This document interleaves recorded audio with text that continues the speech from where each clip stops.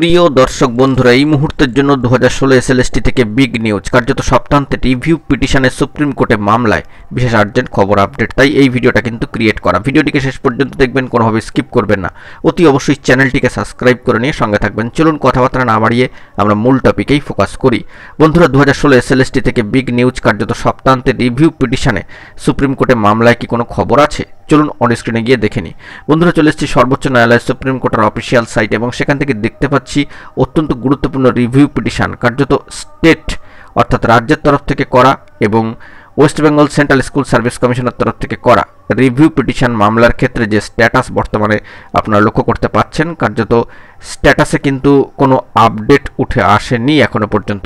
অর্থাৎ যে মামলা আপনারা দেখছেন অন স্ক্রিনে, West Bengal central school service commission versus সম্মানীয় রীনা কর্মকার মহাশয়া, এই মামলার ক্ষেত্রে কোনো টেন্টেটিভলি শিডিউল ডেডলাইন এখনো পর্যন্ত উঠে আসেনি।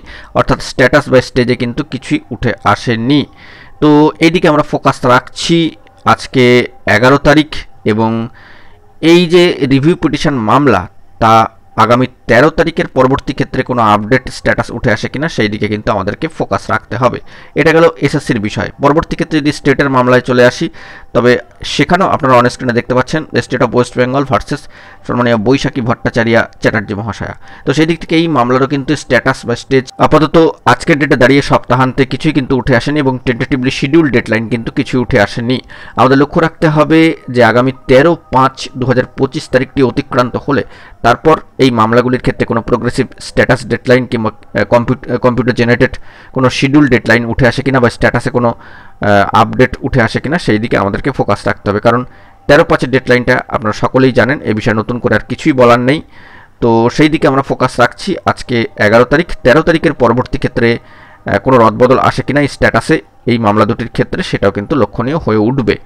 তো আপাতত এইটুকুই স্টেট এবং এসএসসির তরফ থেকে করা যে রিভিউ পিটিশন মামলার ক্ষেত্রে স্ট্যাটাসের রদবদল আগামী 13/5 পরবর্তী ক্ষেত্রে উঠে আসে কিনা সেই দিকে আমরা ফোকাস রাখছি। যদি আগে তথ্য চলে আসে তবে সেটাও কিন্তু তুলে ধরবার জন্য চেষ্টা করব।